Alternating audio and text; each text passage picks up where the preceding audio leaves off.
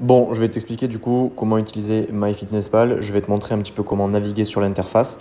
À savoir qu'il se peut que tu n'aies pas exactement la même interface que moi, tout simplement parce qu'il y a eu une mise à jour et moi je me retrouve avec cette interface-là.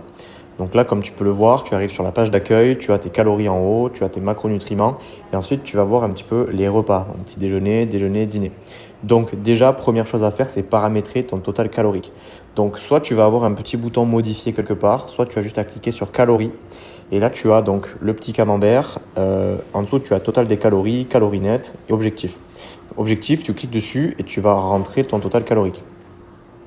En fonction de ce que je t'aurais donné en termes de macro, tu vas pouvoir choisir avec les pourcentages. Si tu payes, tu peux choisir vraiment au gramme près, mais c'est pas très grave, les macronutriments. Si tu es à 5-10 grammes près, on s'en fout. Ok. Donc là, tu pourras choisir en termes de pourcentage par rapport à ton total calorique. D'accord.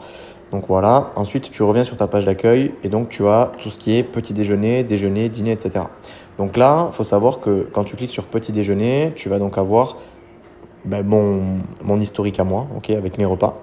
Là, tu as plusieurs façons d'ajouter un aliment. Soit tu cliques sur consigner plus d'éléments, et là, tu vas rechercher par exemple, je sais pas, œufs, par exemple. Donc là, œufs pochés, œufs durs, œufs au plat. Ça, ce sont mes aliments récemment consignés. Tu peux aussi créer des repas. Donc là, par exemple, si je clique sur repas, tu peux créer un repas. Tu peux créer une recette. Tu peux créer des aliments. Si par exemple, moi, je suis en Indonésie, donc ça m'arrive souvent d'avoir des choses qui ne sont pas répertoriées puisque les Indonésiens n'utilisent peut-être pas MyFitnessPal. Donc, je peux ajouter directement, voilà, pancake au Nutella. Je les commande chez JC Protein Bar. Je me suis créé moi-même l'aliment. Comme ça, quand j'ai commande, j'ai juste à ajouter. Je sais quels sont les glucides, les lipides, les protéines, etc. Donc voilà, tu as aussi l'option pour scan du code barre. Donc si tu fais scan du code barre, ça va t'ouvrir l'appareil photo et tu vas pouvoir scanner les codes barres. Je sais que tout le monde n'a pas cette option-là. Donc si tu l'as, tant mieux. Si tu l'as pas, ben, tu as juste à rechercher ici parce que de toute façon, tu retrouveras dans la barre de recherche. Également, tu peux directement cliquer sur par exemple un aliment et là, tu peux choisir si tu veux soit directement la quantité que MyFitnessPal te propose, soit tu peux choisir au millilitre et rentrer toi directement le nombre de portions. Tu peux choisir voilà, plusieurs typologies, on va dire, de portions. Tu peux également vérifier ici dans afficher quelles sont les valeurs nutritionnelles.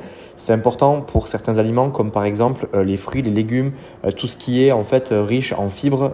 Il faut que tu puisses vérifier les fibres. Par exemple, si tu fais pommes de terre, tu vois, moi j'ai choisi celle-ci parce que celles-ci, en fait, elles sont fiables au niveau des fibres alimentaires. Il y a certains aliments qui sont rentrés manuellement par des personnes et qui n'ont pas du coup les valeurs en fibres. Et sauf que toi, tu as besoin, je te le rappelle, de suivre tes fibres.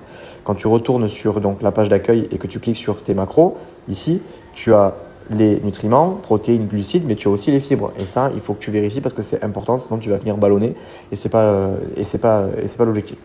Donc voilà, je pense que tu as toutes les infos, ça te permet de paramétrer ton MyFitnessPal tranquillement. Si tu as besoin, n'hésite pas à m'envoyer un message. Normalement, c'est assez simple.